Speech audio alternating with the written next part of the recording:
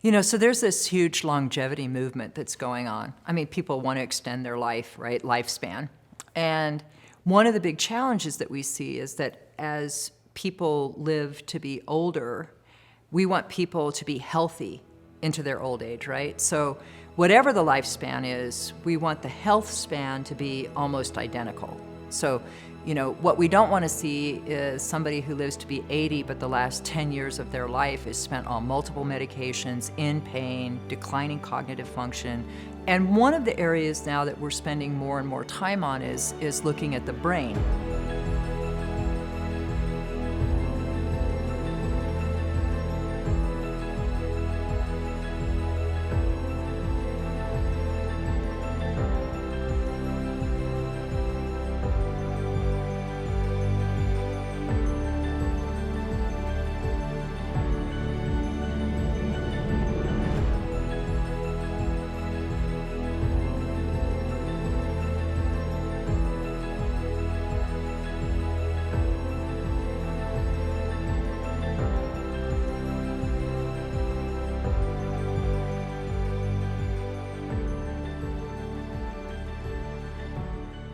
Hi, and welcome to episode 4 of the Healing Kitchen series. In this next episode, we're going to focus in on perhaps the most hungry organ in your body outside of your musculoskeletal system. I'm talking about the beautiful mass of gray matter between your ears, aka your brain. Did you know that your brain only makes up 2% of your body weight, but demands 20% of the calories you eat in order to run smoothly? Did you also know that there are certain minerals, nutrients, phytochemicals, and mushroom compounds that can improve your memory and focus, calm mood disorders, prevent cognitive decline, and even help with serious brain diseases? Well, pull up a chair because that's where we're going next.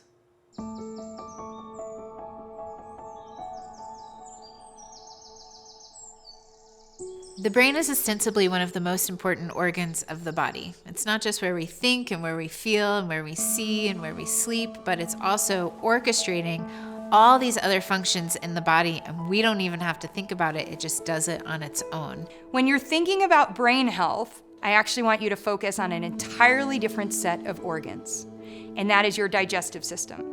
Your digestive system is absolutely essential. Gut health, gut-brain connection, they are connected and they are interdependent. You cannot have brain health today or tomorrow without healthy digestion. It's really useful to talk about the enteric nervous system, which is the line and the nervous system that goes from the brain to the gut. So when we start to have a really healthy gut biome, we start to have a healthy mind. We know that, thank goodness, science is backing us up on that. But when we have a diverse flora, when we're getting those fermented foods in on a regular basis, then we move into a place of a healthy gut that affects our nervous system and our brain response. So that's that gut-brain axis or that gut-brain connection. The feeling of being in a balanced nervous system is the feeling of wellness. So you have to think of the brain as, what do I need to give my brain? Reading, language, time in nature, all of those kinds of things. But when it comes to food, there's hardly anything that's wholesome and whole that doesn't somehow benefit the brain. Sugar is a disaster for it. We're not very well evolved for dealing with high amounts of processed sugars over a long period of time, right? That high glycemic index. We're set up for berries, fruits, and there's an element of seasonality to our hyperglut, our desire for processed carbohydrates. And so there's not many systems in the body that do super well with that over time, and that includes our nervous system. And part of that is because high blood sugar inside of the body actually has a pro-oxidative or an oxidative effect.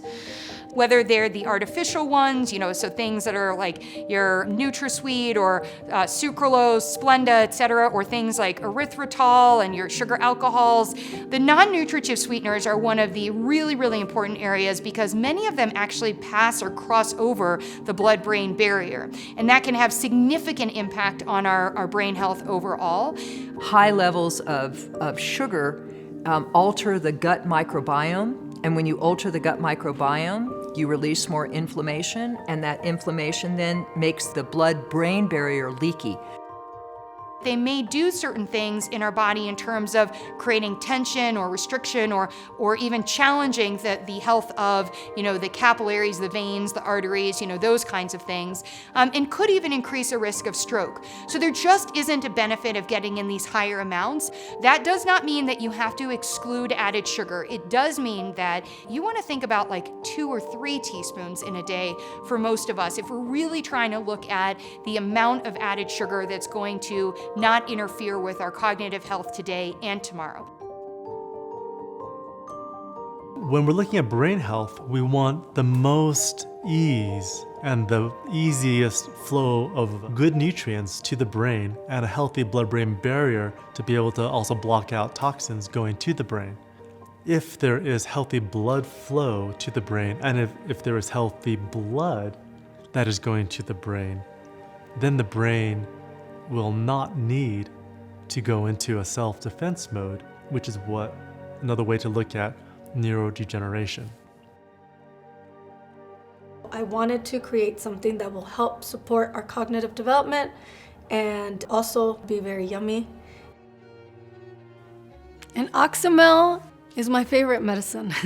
And Oxymel is equal parts of apple cider vinegar and equal parts of raw honey. When you use vinegar as a menstruum, the vinegar really pulls a lot of the vitamins and the nutrients from the herbs, from the plants. And so it's a very gentle way of taking and receiving the medicine. I'm going to share with you the different ingredients that are in here. I work with lemon balm, and what lemon balm does is that it helps you to retain the information and also for you to be able to focus. So lemon balm is really supportive whenever you need to sit for long periods of time taking in information. Rosemary is also a personal ally of mine. Peppermint is an activator. It helps bring everything together. It also helps bring a lot of focus into the brain as you are learning and taking in new information. So my personal favorite ingredient to start with and to begin with is lemon balm. So when working with dried herbs, you don't use the same amount as you would with fresh herbs. So in this size jar, I would only fill it up to about a third. Now I'm gonna add the rosemary and then peppermint. And once I add all the dried herbs, the next step is for me to add the apple cider vinegar. And I'm gonna use equal parts of vinegar, equal parts honey.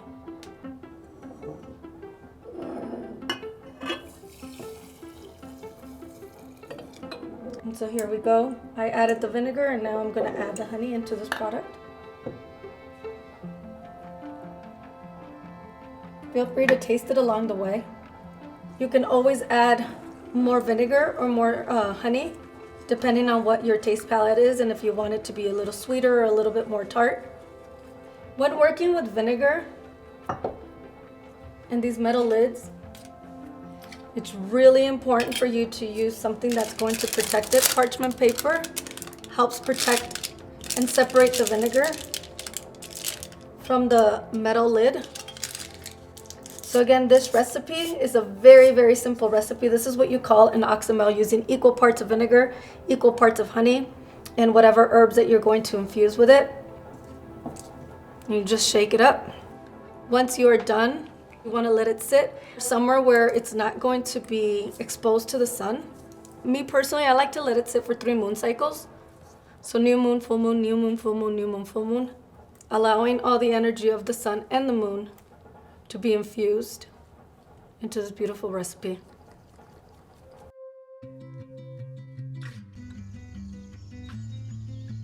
Rosemary does have some association with brain stimulation, and many other plants in that family, the Lamiaceae family, also called the mint family. But rosemary has kind of taken the spotlight for this use of helping with memory.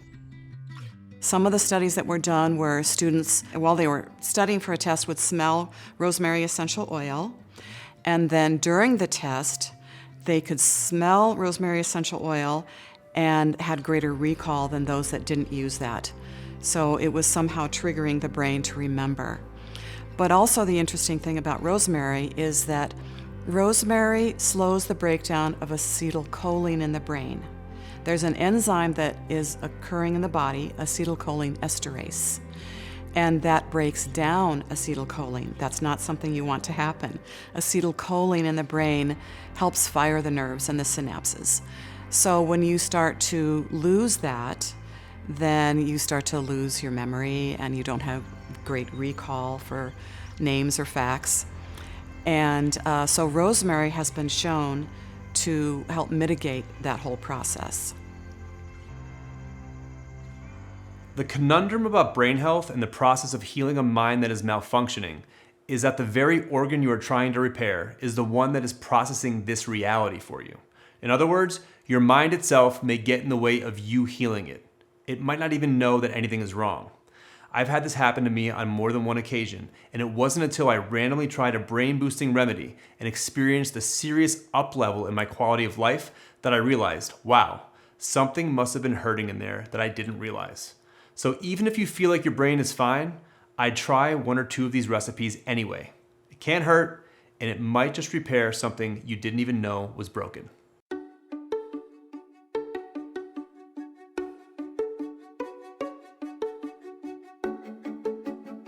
We are making an alternative greens pesto today, and I'm very excited to share this recipe because it's so versatile. You can use up a lot of different greens that might be on their last leg in the refrigerator. So today I'm featuring spinach and cilantro. So I'm going to throw these in my food processor, and it kind of helps if you just pack it in underneath the blade a little bit. We're gonna blend all this up and make it taste really, really fresh. And then a traditional pesto recipe always calls for some sort of nut, and traditionally they use pine nuts, but I love to use walnuts because of all of their added health benefits. Walnuts are really fun because they look like your brain, and they are literally brain food. They're really high in omega-3 fatty acids, which are wonderful for our brains. So I like to be pretty generous with the nuts. I'm gonna use about a half a cup, and now we'll just pulse this just to get it incorporated before we add all of our other fun ingredients.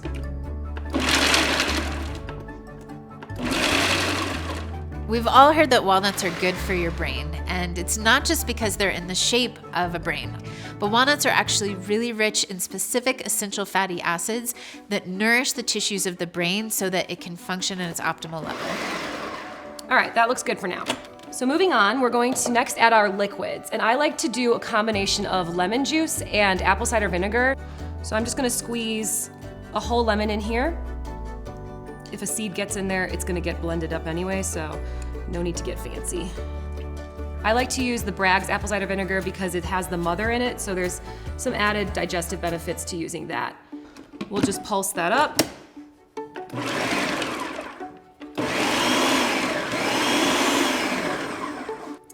Okay, next I'm gonna add a little bit of honey.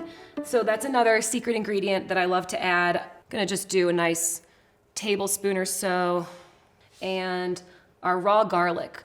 I always love to add garlic to most of my recipes. This is about 2 cloves of raw garlic. This is gonna go in for some added flavor. It's smelling really, really fresh, you guys.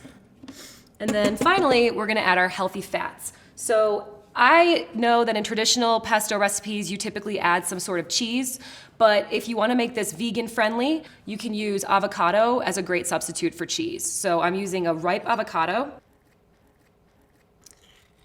So I've got some extra virgin olive oil here. I'm gonna use about 1 tablespoon to start. So give this another blend.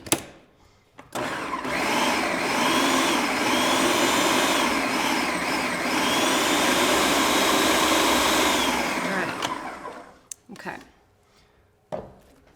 So to me, this is looking a little on the thick side. So I'm going to add a little bit more of the oil and a little more of that apple cider vinegar. Another fun way to thin this down, if you are using it over pasta, is to just add a little bit of the pasta water when you've cooked the pasta. And that will help make it the consistency that you want it to be. All right, so that's probably another tablespoon of oil we've got. It's really always a great idea to taste it as you go. So I'm going to just do a quick taste and see how much salt I want to add. All right, so I'm just gonna do a quick little pinch of salt. It really doesn't need a lot. So I'll just give that one more quick pulse.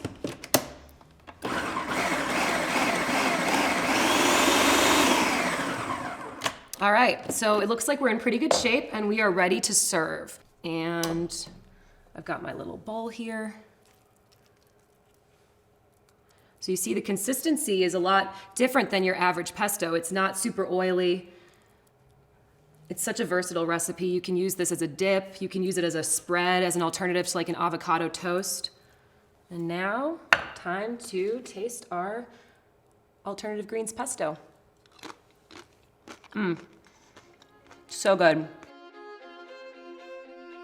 There's been this group up in Massachusetts called the Framingham Study, and not only like are the original people like been studied, but then their children have been studied and their grandchildren have been studied. So this is a cohort that's been followed like over generations, which is so powerful because that gives you a lot of generational data. And what we know is that those who have the lowest omega-3 in their bloodstream, omega-3 index, they actually have smaller brain volume with age. Their brains get smaller. Not good. You want a big brain, right? So an omega-3 index, it can actually be tested. It's just a blood test that you get. And it shows how much omega-3, EPA, and DHA are in your membranes of your red blood cells. And so you can see if you're getting enough omega-3. You can get the ALA part, the vegetarian part of that, from walnuts and leafy greens.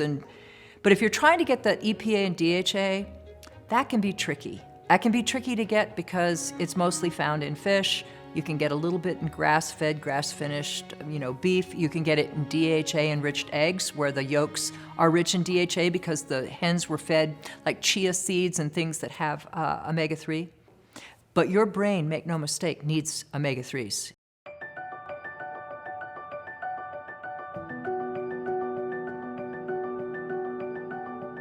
One of the most important foods I think you might want to have in storage are chia seeds. Chia, Latin name Salvia hispanica, are a member of the mint family, kind of in the subgrouping of sage, and they are an amazing powerhouse. Not only are chia seeds high in omega-3 fatty acids, but they're high in protein, B vitamins, and they're amazing. So all you need to do is soak your chia in water, and maybe about a quarter cup of chia to a cup of water. I like to soak them overnight. I know you probably have grown a chia pet maybe, but that tells you something about the life force contained in this food. Also, the fact that they're black in color indicates the presence of minerals. They're not going to taste like anything, but neither does a bowl of oatmeal, so then you get to flavor it up. And what I like to do with the chia is add some berries. Berries are like little jewels, and I'm going to add raspberries, which are high in ellagic acid, known for its anti-cancer properties. And then blueberries are super high in anthocyanins. They improve microcirculation to the hands, the feet, the brain. They're also good for our eyes and our sense of hearing. So we've got a little bowl full of chia with jewels, and then some kind of sweetener. You could use honey. I'm going to use some maple syrup here. There's many other things you could add to this: chopped apples, raisins, cinnamon, a lot of the things that you might add to oatmeal. But this makes a delicious breakfast. It could be a dessert. There you go. It's really amazing food.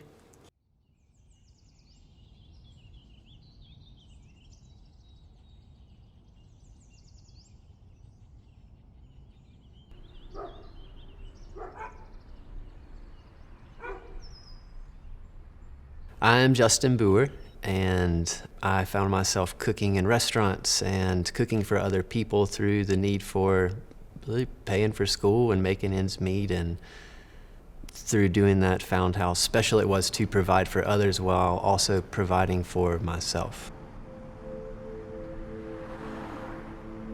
I love riding a bike. I really love riding bikes.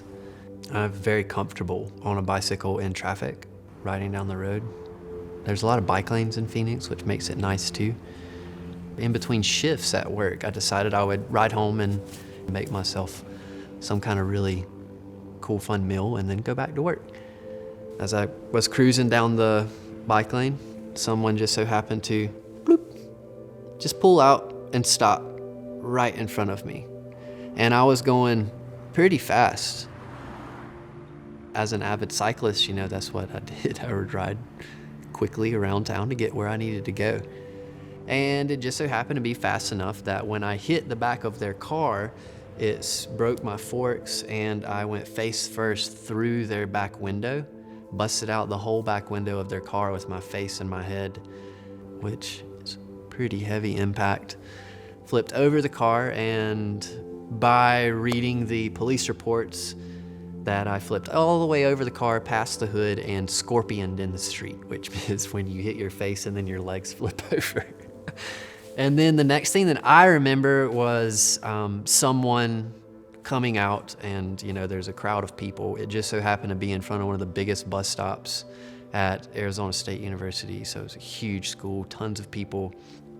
Someone shaking me, or not shaking, I don't know, like just touching me to see if I was alive, you know? They probably were like, I don't know. There's blood everywhere. And I tried to push myself up, and my arm did not work.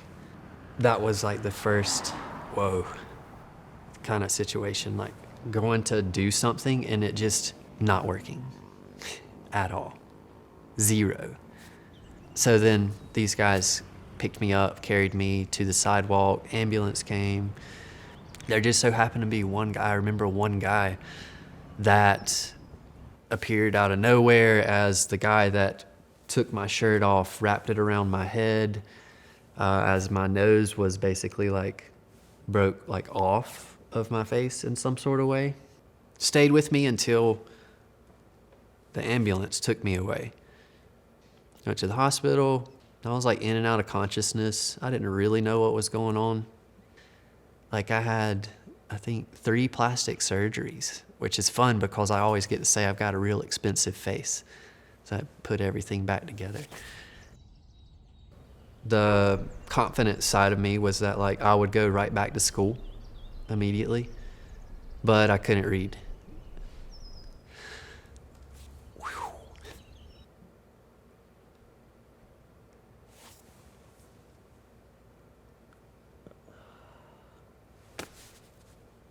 I couldn't remember what words meant.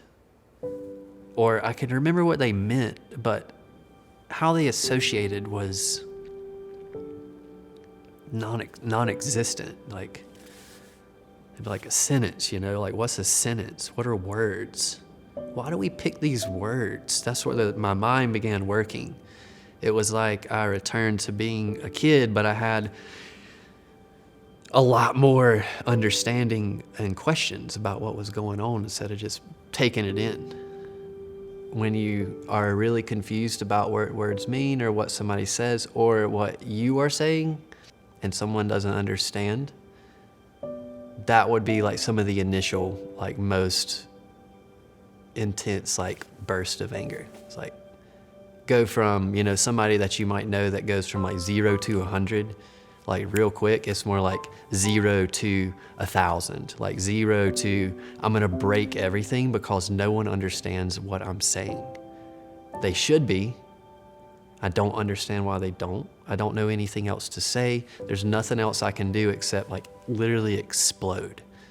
And I don't know how many, during like the process of 5-6 months, I can't tell you how many phones I not threw and busted, but literally like, you know, lay on a table and like smash them. Why? I have no idea.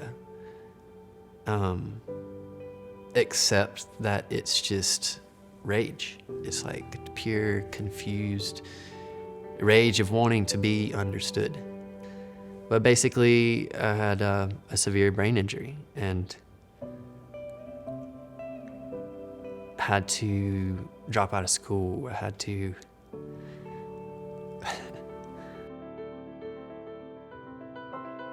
basically all the doctors told me, which was speech therapy for 3 years, physical therapy for minimum 3 years, see a psychiatrist, go take tests, take CAT scans once a month for 3 years, MRIs. Not be able to use my arm for probably 2-3 years. Not be able to get around, provide for myself. I was like, I don't think so. I don't accept that. I kind of went back to that root of I'm responsible for myself. I can do something different. And so from one side, for the physical body, it was deep research, watching my body, learning about nutrition, from digestion to how to build muscles, how to rebuild nerve pathways within my body because my nerves were severed in my arm. The things that doctors told me that I would not be able to do, in 3 months, I was able to do 100 push-ups. I can't do that now. I was able to go back to school. I was able to go to Europe with a friend and travel for 3 months without a plan and go work in 3 different restaurants in Italy, Switzerland, and Croatia. I was able to, learn other pieces of languages that weren't even my own, form new neural pathways. Food was the way that I could physically nourish and fix everything in my body.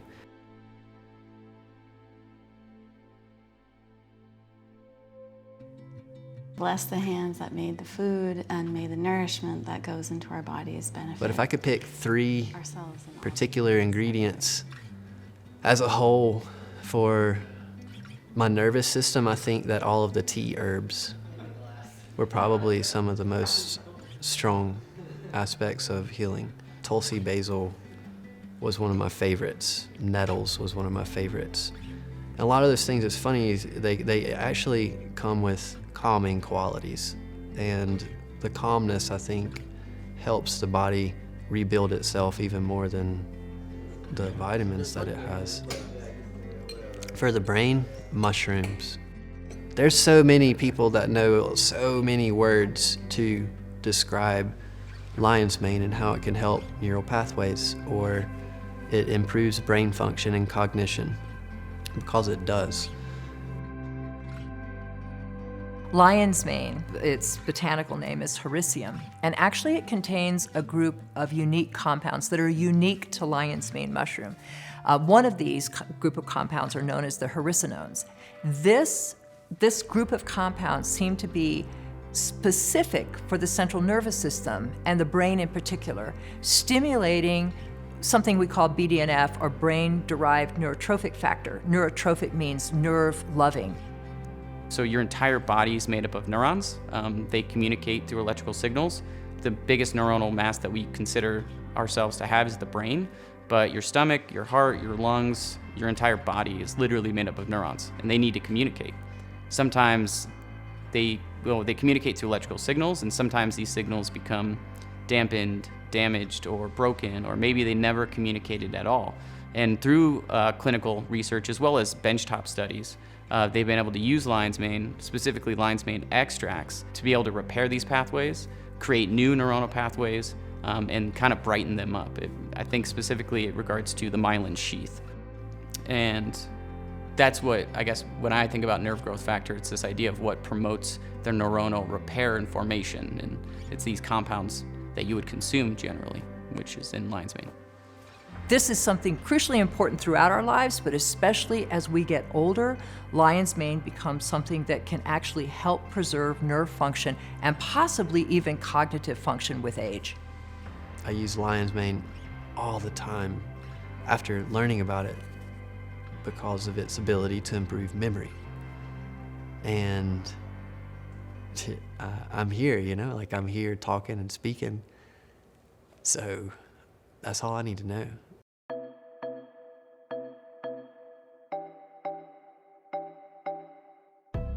We're about to dive into one of the most nutritious and delicious medicinal food recipes that I know of. lion's mane crab cakes. At the heart of this recipe is the lion's mane mushroom. It's gonna take the place of crab meat. So this is completely vegetarian, but it's absolutely delicious. You might even like it better than the traditional crab cake. I encourage you to take your lion's mane, peel it off into little chunks, and just take the time to do this because it'll change the texture of your crab cake. See how this kind of comes off? It almost mimics what you'd see in like a rock crab or a blue crab or even a king crab. So we're using about 2 pounds of lion's mane here. I got it down the road at a friend's mushroom farm. I'm gonna grab a glass bowl and I'm gonna mix my other ingredients to create the batter, if you will. We're gonna start off with some breadcrumbs. My family's gluten-free, so I use gluten-free breadcrumbs, and use whichever breadcrumbs you so choose. Next, we're gonna add 2 eggs. If you are a vegan, egg replacer would be wonderful here. Next, we're gonna add some mayonnaise. This is vegan mayonnaise.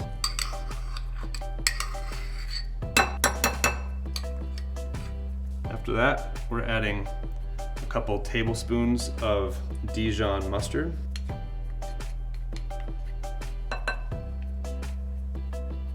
Sriracha, absolutely delicious. It's gonna make these things really pop. This is fermented sriracha, it's our favorite. 2 tablespoons of Worcestershire sauce. 2 teaspoons of Old Bay seasoning. This is an incredible seasoning. This has tons of herbs in it, just such a great flavor boost. We're gonna throw in 1/4 cup of scallions. Another 1/3 of a cup of parsley. And then I'm gonna juice these 2 halves of a lemon. So 1 whole lemon cut in half and squeezed over top.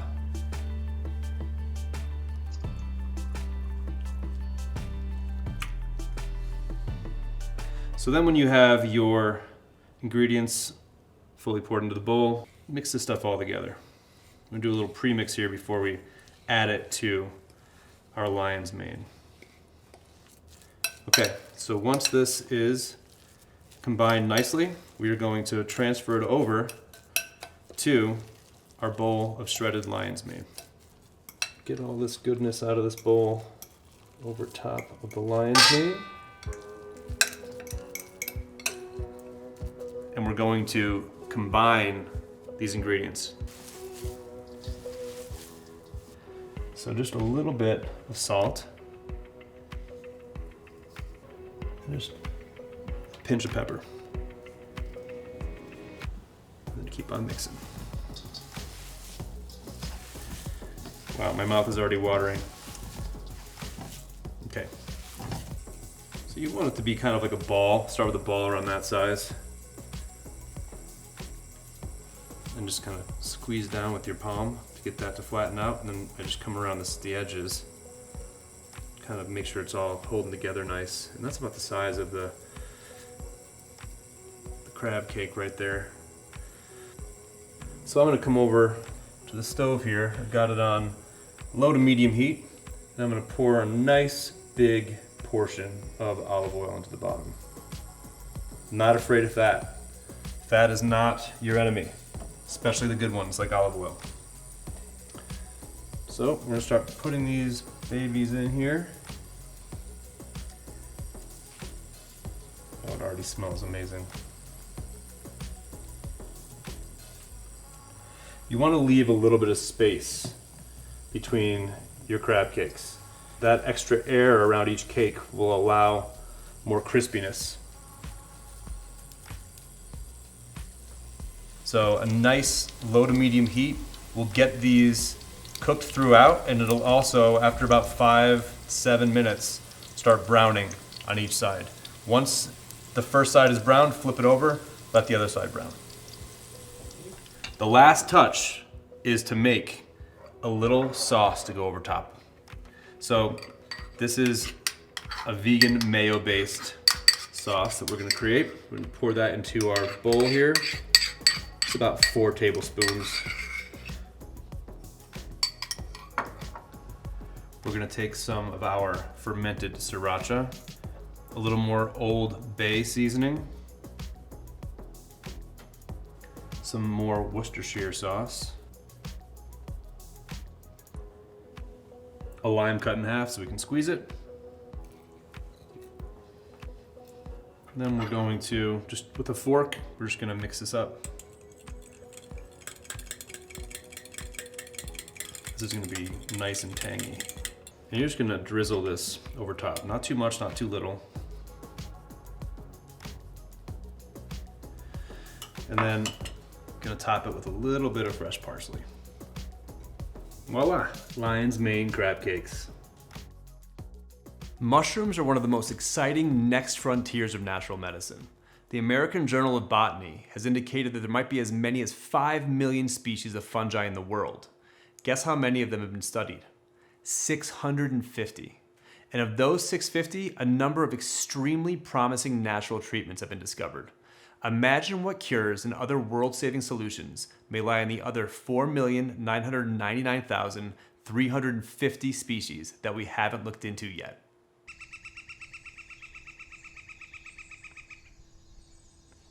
Hutch, good job. Good boy, Hutch. Come here.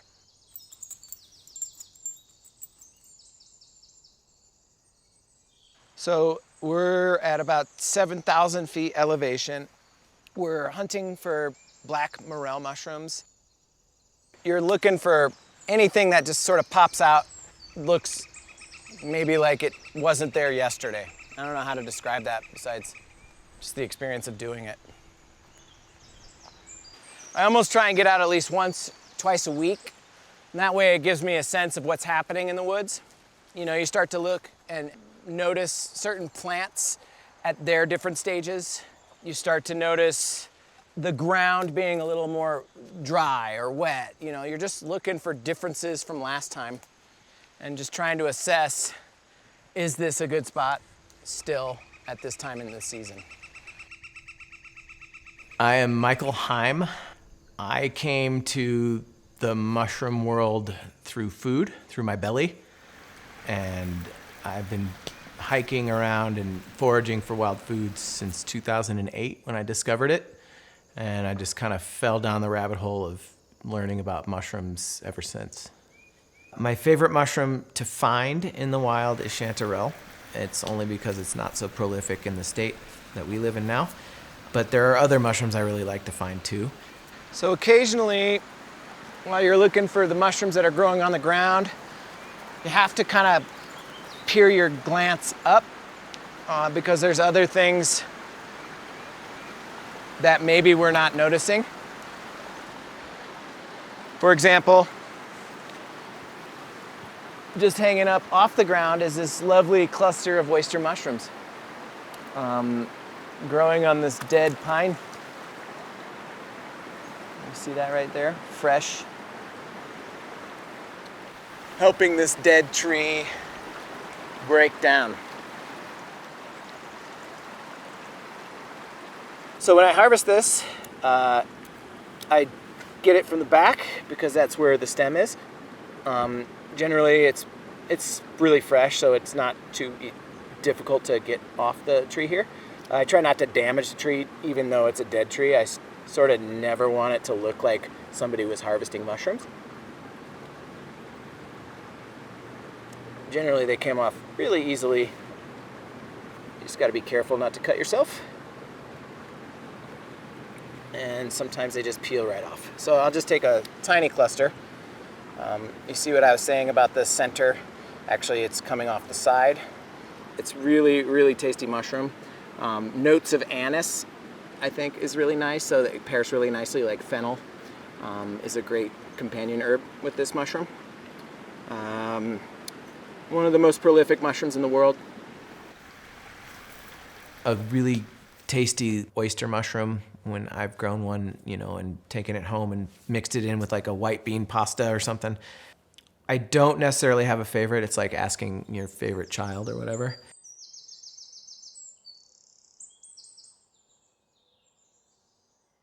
Just last week in this area, I found porcini, which was a shock because it's very early in the season.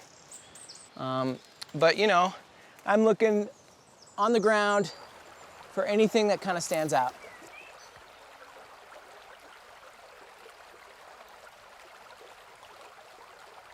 I got sober 10 years ago. One of the things that helped me was being able to spend time out in a place like this, to really slow down, to reduce all the noise. I feel like when I'm out in a place like this, I'm singularly focused and I don't have any really cares in the world except, you know, maybe I have to get home for dinner. But generally, there's more to it than actually finding mushrooms. It's actually just like the pursuit.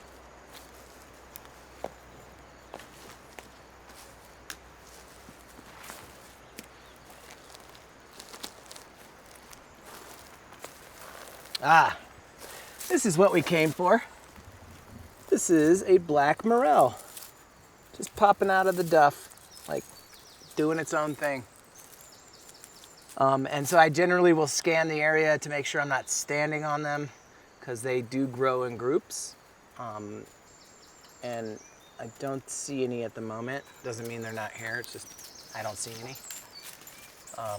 But this gives me hope, meaning there's probably some more time left in the season. This is super fresh.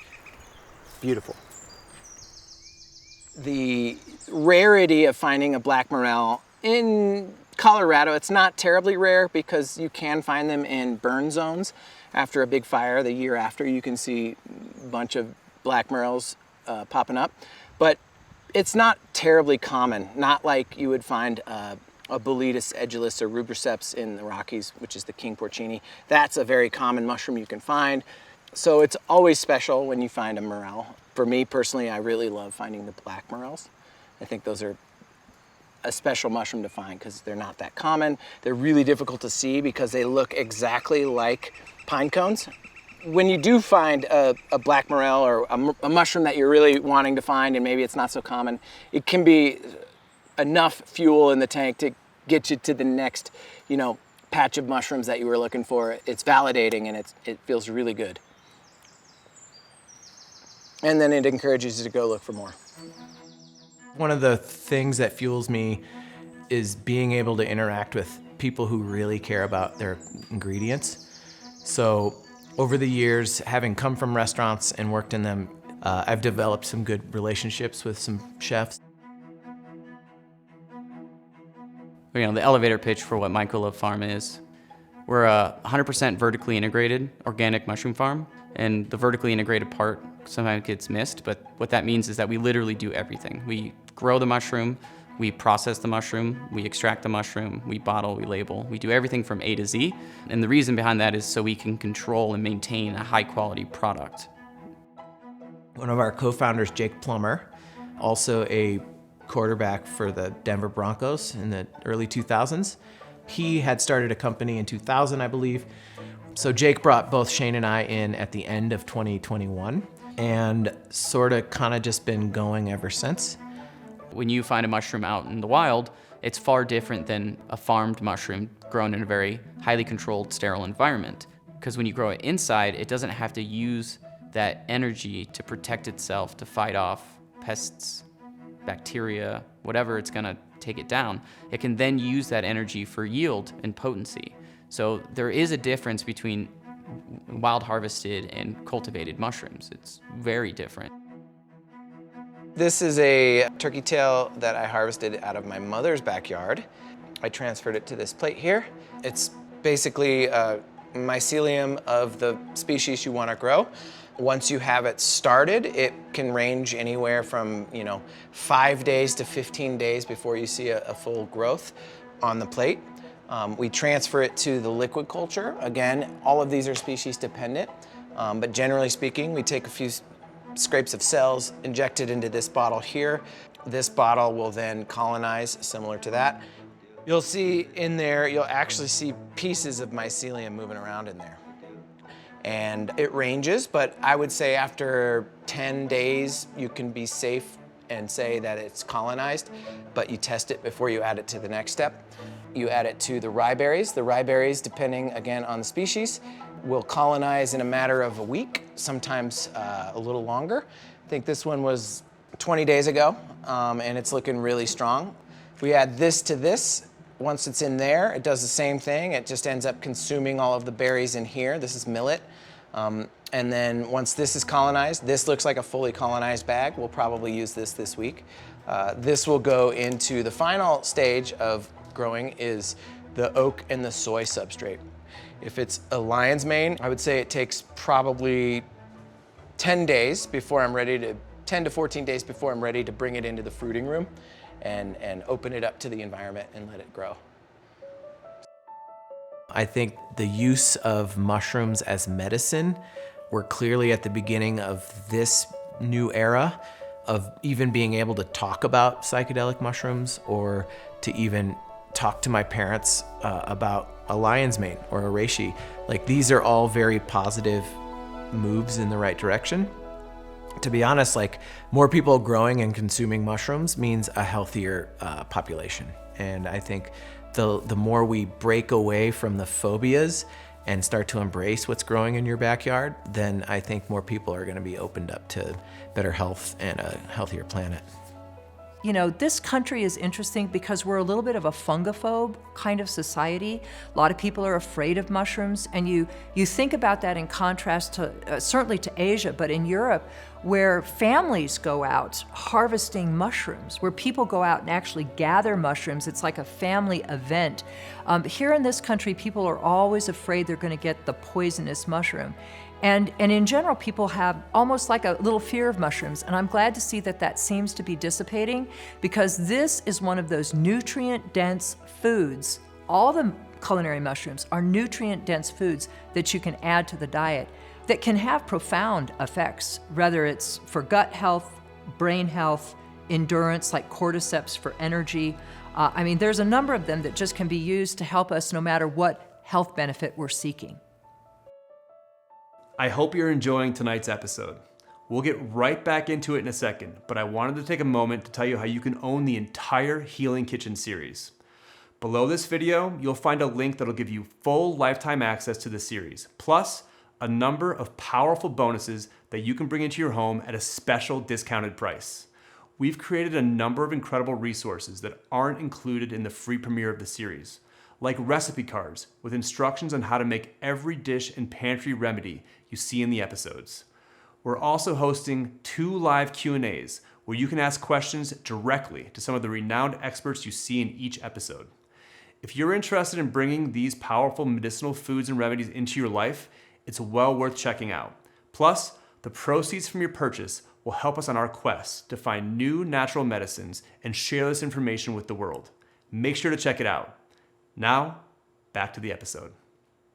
Of course, I would be remiss if I omitted thinking about our environment, not only the different stimulants and chemicals that we are exposed to in our environment, but our tangible environment as it comes to stimulants, as it comes to the stress of lights and sounds and beeps and buzzes, and the importance that there is of us giving ourselves quality rest and a period of renewal every day, not just the 8 hours, hopefully, that we're sleeping at night.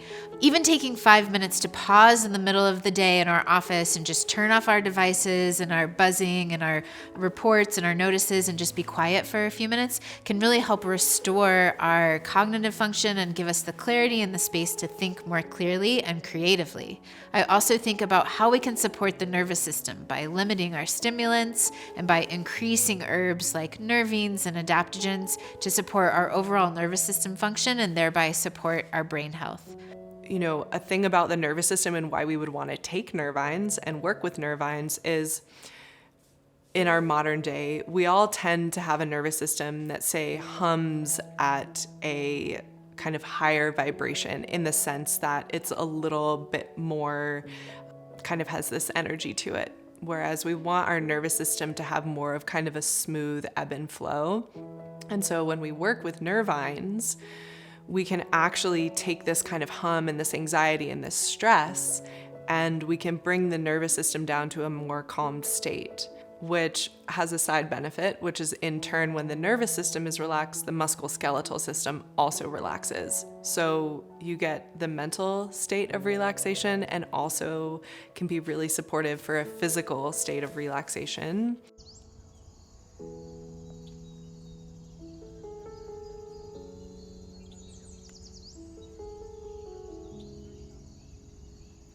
So this is passion flower, Passiflora incarnata, and this is a very important wild herb.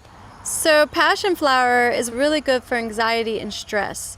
Can be used as an alternative instead of pharmaceuticals, instead of Xanax and Valium. And so it's not addictive. You can't get addicted to it.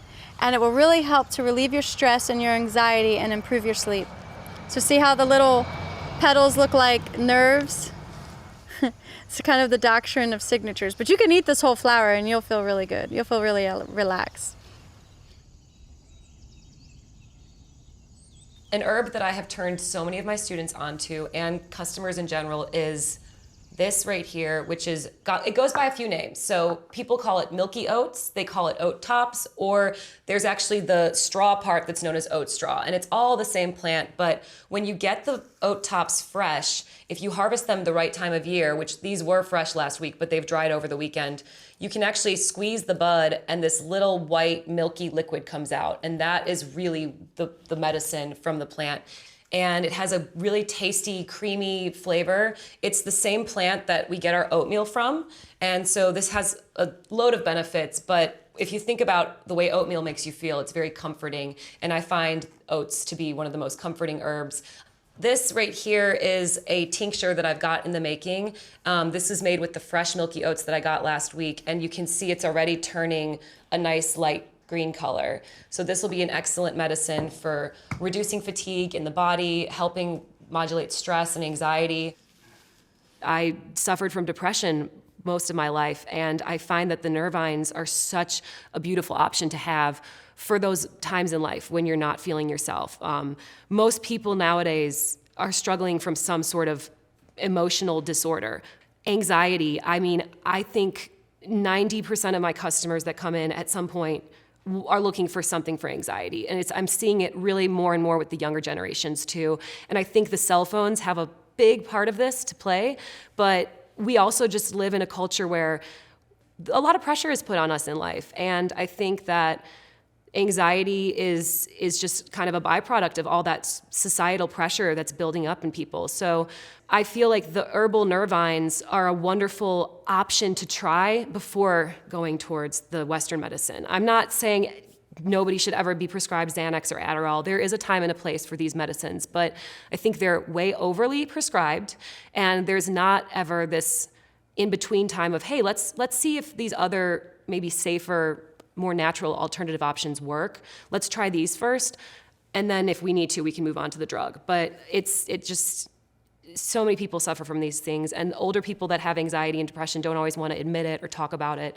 So the plants can really just be a beautiful way to help with these nervous system disorders that most people are walking around with.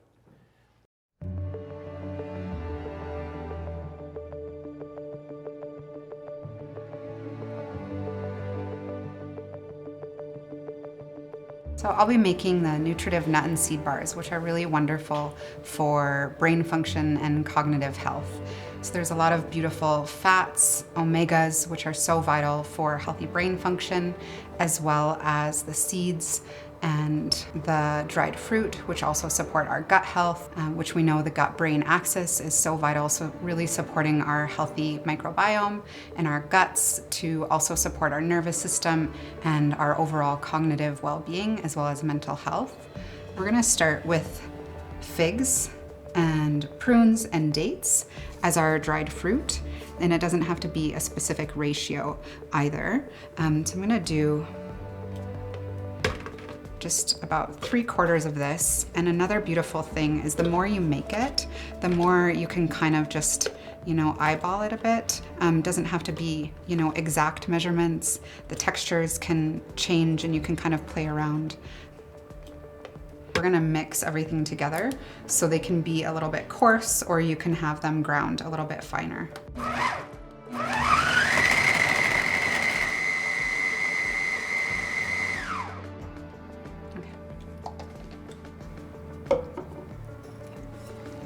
And you just add it to the bowl. I like it to have just like a little bit of the texture, and so I kind of do a little bit of a coarse consistency. Okay, so from here, I mix the oats with the dates and the prunes. The oats are really nice as they're just really grounding, nourishing to the nervous system. You can kind of add each ingredient as you wish. There's no real order that they need to go in. So the ashwagandha and shatavari, which are both adaptogens, so supporting our stress response, our cortisol, kind of mixing those. We've got pumpkin seeds, really high in zinc and copper. We've got our sunflower seeds. I just love this combo so much as well, the pumpkin and sunflower. Walnuts. And again, you can use kind of whatever nuts that you love or that you also have on hand. So sometimes I'll work with walnuts and almonds. Other times I may add like hazelnuts and pecans. And of course that's going to change the taste. It's going to change the nutrition. It's going to change the medicine. We also have chia seeds and hemp hearts. Lastly, I'm going to add some fennel and then the cacao. So we're using either cacao nibs or kind of raw cacao. So we're bringing in that bitter, which is really beautiful, as well as just a little bit of that sweetness. We're going to add the maple syrup. So you can combine your maple syrup with the nut and seed butter, or you can just add them individually. I love the nut and seed butter. Just getting all those good minerals, choline, magnesium, and ensure you get all of the dry mix from the bottom up to the top.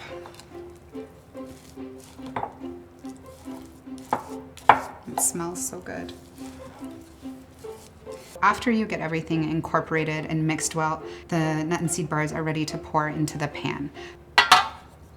You can also line with parchment paper. The parchment paper makes it a little bit easier to pull out after you have them refrigerated. Spreading them out evenly throughout the pan. And the goal here is really ensuring they're packed tightly and you press them down really well. And what that does is it helps them stay together so that when you do cut them, they stay in like a nice bar form versus kind of falling apart a little bit more. This looks pretty good. Everything is packed in really tightly and incorporated evenly. And so we just pop these in the refrigerator and cool them a little bit so they're easier to cut, and they will be ready in about 20 minutes. Wow, that one was jam-packed. Here's a quick recap of the recipes and remedies that we just shared with you. Our brains on Oxymel. This herbal brain tonic is great for focusing in on your reality for long periods of time. Excellent for kiddos who are having a hard time paying attention in school, and just a great herbal intro for beginners overall. Alternative Greens Pesto. Oh my gosh, this one is so good. Walnuts and avocados are your brain's best friends. Think of them as brain food. Throw in some leafy greens and fresh cilantro, a known cognition-boosting herb, and you've got yourself some tasty goodness that'll nourish your mind. Chia berry pudding. As Brigitte said, chia is a nutritional powerhouse loaded with those omega-3s again, high in B vitamins, and has the right fibers for great gut and heart health. Combine that with the circulation-boosting anthocyanins in the berries, and you've got a marvelous way to start your day. Lion's Mane crab cakes. This recipe blows our dinner guests away every time. I mean, how good did those faux crab cakes look? And the main ingredient is a borderline miracle brain cell regenerating mushroom. The film crew scarfed them down in minutes after we plated them. Nutritive nut and seed bars. Your brain craves omega-3 fatty acids. This isn't news. Well, here's a nutrient-dense snack that's loaded with omega-3s as well as phytochemicals that are great for your gut health, which, as we learned a couple episodes ago, directly impacts your brain and can have a positive or negative effect on your mental health, depending on how well you treat it. Did you get all that? Okay, 2 more quick announcements before we close episode 4. 1, a reminder to click the button below to get more information on how you can bring the full Healing Kitchen series into your home today. When you buy it, you'll not only have lifetime access to everything you've seen in these episodes, in 3 different formats: video, audio, and text transcript. But you'll also get full recipe cards for all the recipes that are featured in these episodes, plus a ton of bonuses, including ebooks on how to use medicinal foods for specific health conditions, which are filled with even more recipes, detailed herb guides loaded with proven remedies, extended interviews on topics that weren't covered in the episodes, and 2 live Q&As with a couple of the esteemed experts from this series. You have access to all of this at a discounted price during this live event only, so make sure not to miss it. Lastly, what do we have in store for you tomorrow night? In episode 5, we'll be venturing into a vital organ that is considered to be the emperor of the body in Chinese medicine. It's often oversimplified and thought of as just a piece of machinery, but we're now discovering what the ancients always knew, that your heart is far more than just a blood pump. It has an intelligence of its own and can determine not only the health of other organs, but also your mental health and the way you perceive the world. We'll be covering some powerful herbs and food medicines that are highly beneficial to heart health and blood circulation, as well as unveiling some shocking scientific discoveries that will change the way you view your heart forever. See you tomorrow.